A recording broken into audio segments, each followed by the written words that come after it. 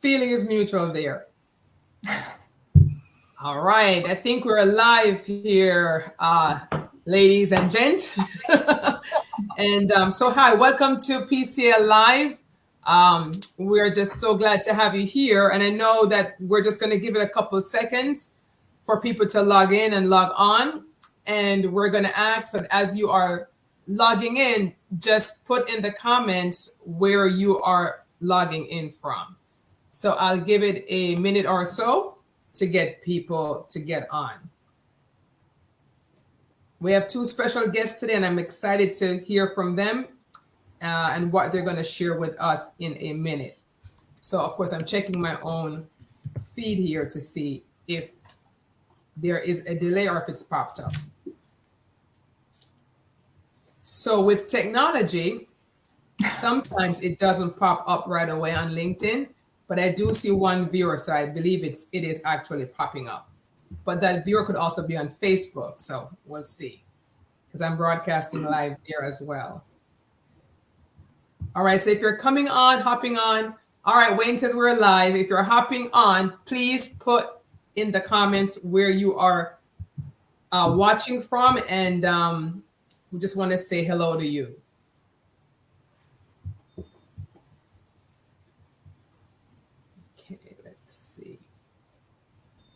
When were you watching from? Oh, boy. Hi, Deneen. Thanks for joining us. We'll give it a couple more seconds, maybe 30 more seconds, and then we will get started. And if you're a team replay, when you comment, please just put hashtag team replay. But we will be answering comments, no matter what. Patty, thank you for joining us as well. And you're from Kansas City. Great. Awesome. Pennsylvania. Awesome. Thank you so much. Broward County, Florida. Yay. My ex-stamping grounds. Thank you. Detroit. Hello, Detroit. Thank you for joining us. We're excited about today's guest. So thank you for joining us. And thank you from Facebook for joining us from Facebook. I see that Facebook like. So Loretta, thank you from Facebook. All righty. We'll give about 10 more seconds and then we'll get into our content for today. So team live, and we'll have team replay later on. Well, while we have folks coming on, I just want to introduce myself real quick. My name is Sharon Gill, and I am one of the principals of Purpose-Centered Leadership. I am a business strategist and coach. I work with organizations and leaders to help them get to that next level. It's something I'm passionate about doing, and that's why I'm so excited about having today's guest, because I'm always learning, and we just have some great people here who would share with us from their own toolkit. So let me start, ladies, first with Britta. Britta, I'm going to actually read something I pulled from your recommendation. Okay. So I'm going to pull it. So Britta, I'm going to read. Britta is a great leader, and I'm happy that I've worked in her team, but also alongside her for more than 9 years. Britta knows how to build a great team spirit that really motivates every single person to contribute to the success of the whole. She is a person who sees the very best in people, who believes in you, and who trusts you. She engages her team members to grow with the company. And the reason why we're still talking about teams is that our particular page, they are very, very keen on the topic of team culture and team building. And then John, of course, somebody who I really admire in leadership. John, I haven't forgotten you. The first post I saw from you was in 2019 and just started following you, just fell in love with your content. So John is the CEO of LearnLoft, a leadership development company which exists to turn managers into leaders and create healthier places to work. John was named one of LinkedIn's 2017 top voices in management and workplace, and was awarded the 2017 Readership Award by trainingindustry.com. John is also the host of the Follow My Lead podcast, a show that transfers stories and best practices from today's leaders to leaders of tomorrow. Welcome to the both of you. So happy to have you guys here. So My first question to you guys, and I'll go with ladies first, right? In your opinion, what makes a thriving team environment in your experience? Sharon, first of all, thanks for having me on the show today. I'm really honored, especially to join with John together. Thank you. So you're very welcome. What makes a thriving team environment for me? I think, and I would really like to kick us off with a quote or a little poem reframing what I came across lately, because it really highlights one of the guiding principles I really love to speak about, and it's hone the mistakes. Be ready to make mistakes and learn from them. And the quote here is, everyone knows the child's poem, Snow White, Mirror, Mirror on the Wall. So, mirror, mirror on the wall, I will always get up after I fall. And whether I run, walk, or have to crawl, I will set my goals and achieve them all. And here you really see that even if you make a mistake, learn from them, get up again, reflect together with your teammates, and grow together. Also having the purpose set, generously curiosity, all those things really foster and thrive a team environment. Having this learning culture where we empower each other comes back again to giving the room for mistakes. And I think that's really something, if we grant this space, create this safe space, it really, really drives growth of a team and builds trust and the personal relationships also needed in order to perform together. I really appreciate that. And as you were talking, and John can speak to this, I was thinking about, you were talking about learn from mistakes, right? And, you know, owning the mistakes. And I kept thinking, well, that has to come from the top, from the CEO level, from a culture in the company that embraces mistakes, right? And so, for that to happen, that has to be really a corporate culture. What is your thoughts on that, John? I would use I wrote in Building the Best, failure is not final, failure is feedback. And I think it's really important when you start to think of it in that capacity. And if you're joining live right now and that resonates with you, failure is not final, failure is feedback, tell me yes in the chat. I just want to see if that resonates with you in your journey. But as you go back to team and team culture, as you might call it, when you actually look at the definition of a team, it means coming together to achieve a common goal. So if you're not out to achieve something with a group of people and you're just going to work, or you do work with people, but you're not really out to achieve anything, by definition, you're not actually a team. So it's important that we understand that when we think about team environment, it means part of the leader's job is to define what we're trying to achieve as a group. Because if that is missing, by definition, we're not a team. So that would be the first place I always start when we start thinking about team and teamwork. Do we have something to achieve together? And is everybody aligned towards that achievement? That's a very good point, actually. And again, it comes back to the top leadership, creating that vision, right? Establishing that vision or that mission, whatever the case may be, and then getting that buy-in, right? And getting people to understand that we're in this thing together. And then, because of course, we know that not every individual has a team spirit. We can talk about that. But I think it goes back to the leader again, like you're saying, John, painting that picture of here's what we're going toward, and then establishing that. So that is a really, really great point. Where it really starts to hit home, Sharon, is when the team comes up with what they want to achieve, because the team members are always going to be more bought in when they're a part of what we're going to try to achieve together.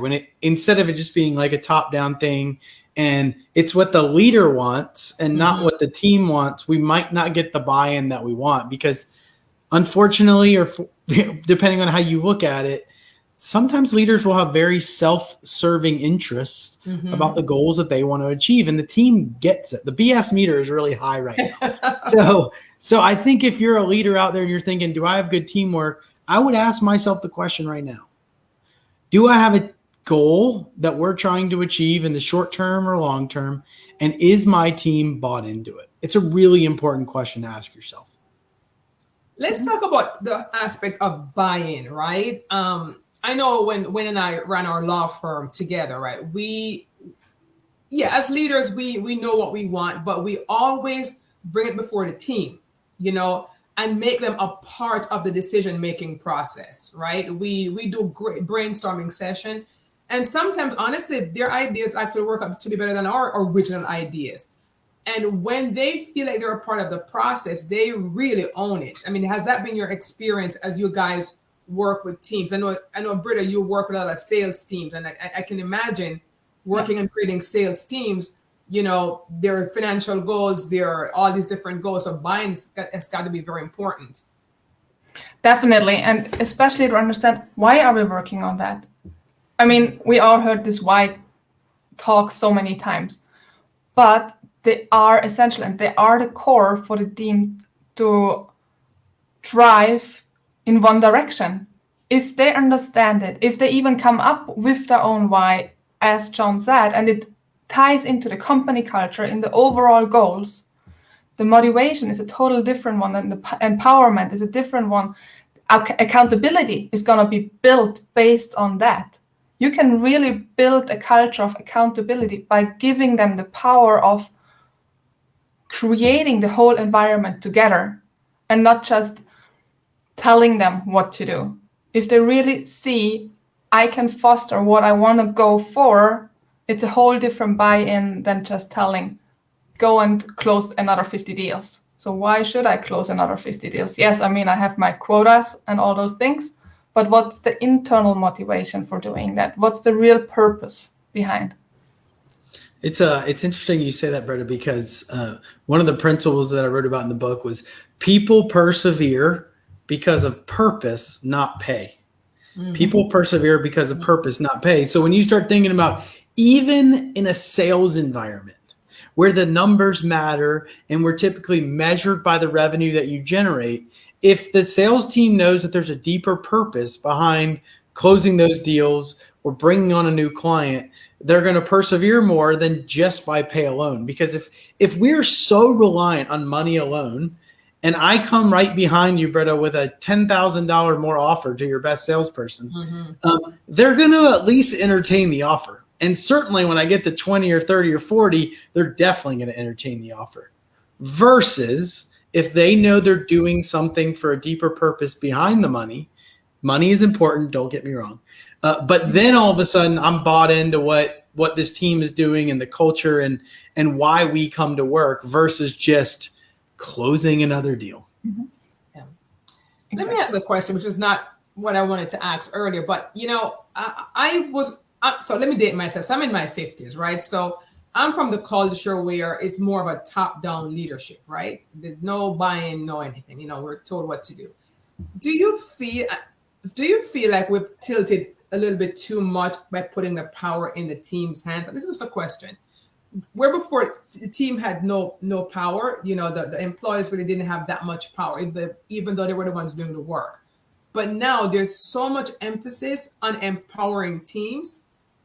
Do you feel like we've tilted a little bit too much in that direction? I'm just curious. You want me to go or you to take it, Britta? I would say no, because I think the development also needs to go with the leader. You can't just ask the team to develop and empower. Also, yourself as a leader have to continuously learn and grow and personally develop in order to walk the talk. You can't ask the team to create a learning culture or ask for a learning culture if you never start to learn and read a book yourself or listen to podcasts. So really walk the talk. And also what we see with the whole generation shifts from Generation Z and Y, I mean, they have total different drivers and values, what they really live by. And we have to take credit for that. And we have to take that into account on how we lead our people, because the people are the most valuable resource we have. No matter how great technology is, no matter how well our processes are defined, if our people in the team don't feel good at work, are not happy, are not seeing the motivation, nothing's going to work. And that's why I personally think, and that's just my opinion, no, you can't emphasize enough on the person in order to, I mean, of course, there is a limit. You can't overdo it, but to a certain extent, they have to be taken care of. But don't forget about taking care of yourself as well in order to walk the talk and lead in the end. Totally agree. Go ahead, John. Um, And by the way, John, before you say, I know you wrote a book, and I'm wondering if Wayne has the link to that book that you wrote on leadership, that we could just put it in the comments. It's okay. It's called Building the Best. Building the Best. Okay. But again, I think it's important to look at the word when you say empower. Are we empowering people too much? Is the power shifted too much the other direction? Yes. When you think of that word empowerment, what it really means is to help or allow other people to make decisions. Mm-hmm. And I'll tell a quick story. My wife was going out of town, and so I had both kids. And what do dads with no moms at home do when their wife's out of town? We take them to Chick-fil-A for like 4 or 5 hours. So I took my kids to Chick-fil-A, and this place was an absolute zoo when I walked in. I mean, it was packed. But we had this gift card, and it was brand new Chick-fil-A, so I took them there. And my kids were just running around crazy. The line was long. We finally get up to the front of the line, Sharon. And I make this order, and right about when I finish my order, my little Lucy goes running through my legs. And I'm like trying to catch her. It's a zoo. And I hand the person at the register a gift card. And she says, sir, I have really bad news. This gift card is expired. And I was like, you got to be kidding me. We drove across town to come to this Chick-fil-A. We've waited in this line. And then right as I was about to pull out my card to pay for it without the gift card, she said, I see that you brought your 2 kids here today, and I really appreciate you coming to Chick-fil-A. We're going to accept this gift card today. Now, what did this 17 or 18-year-old young lady not do? She never once turned around and asked her manager's permission. She had been empowered to make that decision where the information is. But to do that, we got to trust our people, and we got to train them, and we got to develop them. So I share that story because when you start talking about empowerment, if the level of trust isn't high and you haven't done a good job as a leader of training and developing your people, by default, you're going to micromanage them, and people don't like to be micromanaged. So do I think we've gone too far? No, I actually think we need to go further. I think leaders need to do a better job of building trust with their people and making sure they're equipped through coaching to make the decisions where their information is. I think that's the future. So, John, I have to admit that you stole that story. I had it, John. One of the most critical elements of leadership is empowerment. Chick-fil-A story. Give me that story. I beat you to it. Yes, because I love that story. And it reminded me too, when I was in the travel industry, this is going back many moons now. I used to hear stories where I would go on fam trips, to these hotels, and Ritz-Carlton being one of them. And the Ritz-Carlton's philosophy was that they would empower down to their housekeepers to make certain financial decisions up to a certain point just to keep a customer happy without checking in with upper management. So their service levels were always so high because they had empowered, and this is back now in the 80s, right? Because they had empowered their crew at different levels with different price points where they can actually make executive decisions without checking it, just for customer satisfaction. So when I read John's Chick-fil-A story, I thought of that. I really love that story. So thank you for sharing that, John. You're welcome. I have a question now. What are some things that break trust on a team, and how do you build it back? Well, go ahead. No, go ahead, John. All good. I mean, again, I think trust is at the center of leadership, in the center of every relationship, whether it be personal or professional. And lately, I've seen a big gap in trust in a team. And trust is one of these funny things because the best way to build it is to give it. Right. Like, we can't just expect our people like, oh, we're going to start with like our trust bucket low and you're going to earn the trust with me as a leader. And that is the absolute wrong way to go about it. The best way to understand if you can trust someone is to give them your trust and to expect a high standard of a core value that we do what we say we're going to do always. And then when those things are broken, that's when the trust starts to be eroded. So it is at the center of leadership. It is at the center of teamwork. And I think too many leaders make the mistake of not trusting their people enough because there's some internal thing going on that's maybe happened to them in the past with somebody else. And it ends up hurting their relationships in the future. So I think a lot of the problems actually start internal when it comes to trust. Britta, you want to add anything to that? No, I can just second. Trust is the core of every relationship. I mean, personal lives, we know it, we live it every day. If trust is broken, hard to rebuild, and there is definitely no quick fix for it. And yeah, trust, give it, you're gonna get it back. I think it's giving this one credit of giving trust first. Yes. There's an equation that I love. It's consistency plus time. So if you think of trust, it's simply built by being consistent on a day-to-day basis over time, and rarely is there a shortcut to that. Like Britta mentioned. So if you are struggling with trust with a team or it's been broken, just understand that it can be rebuilt. It's just going to take a lot of consistency over time to do it. And that's the same with any relationship, right? I'm sorry, Britta. It's the same with any relationship when trust is broken, whether it's a marriage, right? Whether it's a friendship, whether it's with your kids, it is going to take time. And of course, most certainly with team that is not your family, it will definitely take a lot more time. Go ahead, Britta. And then I have one more question to ask you guys. I think the most important thing is when you recognize trust is broken, acknowledge it, make it clear and speak about it. Go to the team and really get the feedback. What happened? Analyze the whole situation together and find ways on starting to work on time, as we heard, to build it back.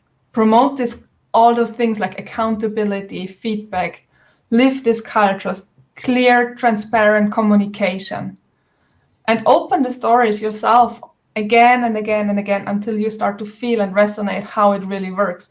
So it takes a long, long time, but I think the first step is really to be open and honest. Honesty is really a key thing here as well, to acknowledge that an issue happened and analyze those issues and work on them together. All right. In our final moments, I'm going to ask each of you this question. How would you describe your personal leadership style? And I'll go with John, and then I'll end with Britta. What's my personal leadership style like? We hear a lot about servant leadership, transformation. I mean, we've heard so many. Yeah. What is your personal style? Well, I after studying so many great leaders over the last 7 years and interviewing so many, I do think it's important. There's a common definition. There's so many great pieces of it, definitions of leadership out there. So when you look at what we've defined leadership as this way, someone whose actions inspire, empower, and serve in order to elevate others. Someone whose actions inspire, empower, and serve in order to elevate others. And so when you ask what my personal style is, I try to mimic those. The word inspire, what it means is to breathe life into, comes from scripture. And so can you breathe life into your team versus suck the life right out of them? Empower, we talked about, can you help people make decisions where the information is? And then number 3, can you serve? Can you flip that pyramid upside down and understand that you work for your people and not the other way around? And when you inspire and you empower and you serve, you're on your way to elevating others. And that's the key to successful leadership today. So my style looks to mimic that. Mm-hmm. Is everybody do that the exact same way? No, they don't. But at the core, my job is to help elevate others. That's my style of leadership. And there are a lot of different ways to go about it. And I don't pretend there's one way. But that's what I look to do in every single relationship that I have and the people that I get the opportunity to lead. Beautiful. Britta? It ties in with the framework, what I came up with CLEAR. And CLEAR stands for the collaborative communication, for learning, for being empathetic, authentic, and accountable, and holding also responsibility for the team in the long shot. But as John said, elevating the team. I cannot perform without the team. Only if the team performs, we are all winning in this together.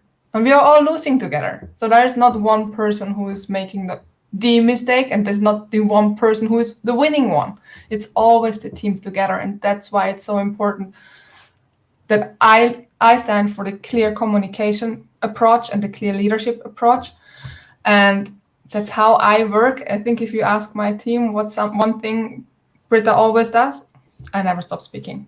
I'm rambling. Let me tell you, that's a whole other show. Communication in leadership is just, it's key. A lot of points that you guys both made, you know, with regards to team culture and team building, it has a lot to do with communicating, you know, communicating the mission, communicating the plan, communicating the project, communicating why we fail. It's a lot to do with communication, but that's a whole other show. There was a question here. Maybe can I add one thing to this as well? Sure.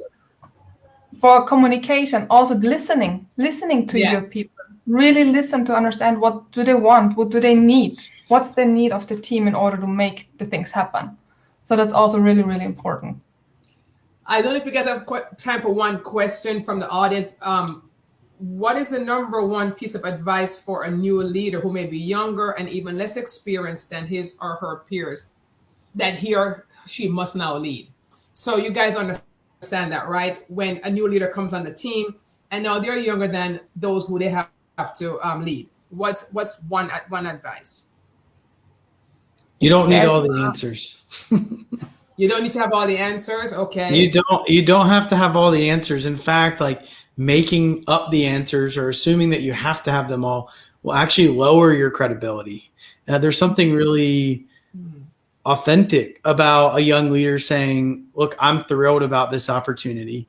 I can't wait to get the opportunity to help us get where we're trying to go, but I do need some time to get up to speed, and I'm going to need your help to get me to do that. Can we schedule some time next week to really dig in and help you educate me on what you have been doing? So I think it's a very important step for a young leader. And I know we like to think that leaders have all the answers, and that's just not true today. There's way too much information, Sharon, for one leader to have all the answers. I mean, if they did, they would be the most micromanaging leader of all time. So we don't want that. Have the vulnerability and the authenticity to ask for help. And what you mentioned there too also strikes of humility. So, you know, saying I don't have all the answers, that's, you know, that takes some humility too. And a lot of times new leaders aren't humble because they're so afraid of their positions, or they're just, you know, guarding that position that they're afraid to be humble. But if you're a new leader out there, humility is your strength. Britta, one piece of advice: humility and authenticity is one. You know, saying I don't have all the answers. Would you add anything else to that? Dare to ask. Don't be shy to ask for support. It charms in what John said, but I think that's one of the key things. Never shy away from asking the question, because as we heard, nobody knows all the answers. And be true to yourself. Don't start to be or try to be somebody else, because one day it's going to show up. And just be yourself. Dare to ask the questions and listen to your team, what they are telling you.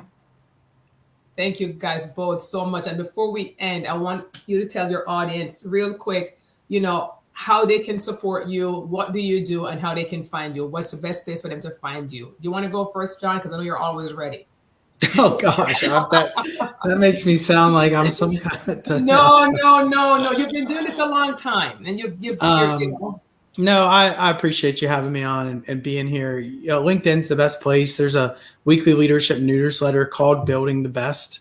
It has, I think it has about 187,000 subscribers. So that's the best way. We share our best ideas there every single week. You can also search Follow My Lead wherever you listen to podcasts. Those are some free resources. So those are the best places. Or you can go to learnloft.com and check out some of our work there as well. John has an amazing newsletter, great content. Get on his profile and just keep reading. Just start reading. You won't stop. Trust me. Great leadership tips there. And Britta? LinkedIn is the way to go to reach me. I'm on there almost 24/7, although it sounds really strange, but that's the way it is in the new era, and you can reach me there all the time. Thank you so much again, for being on our show. And I know for those in the audience, there is an application to get on the show. And I've been getting some great applications. I think there's going to be a link posted. And that's the best way for you to apply to be on the show, and just fill out those questions and we'll get back in touch with you. We're here Mondays at 1 p.m. Eastern. Thank you so much again for supporting our page and supporting our show. Take care. Thank you.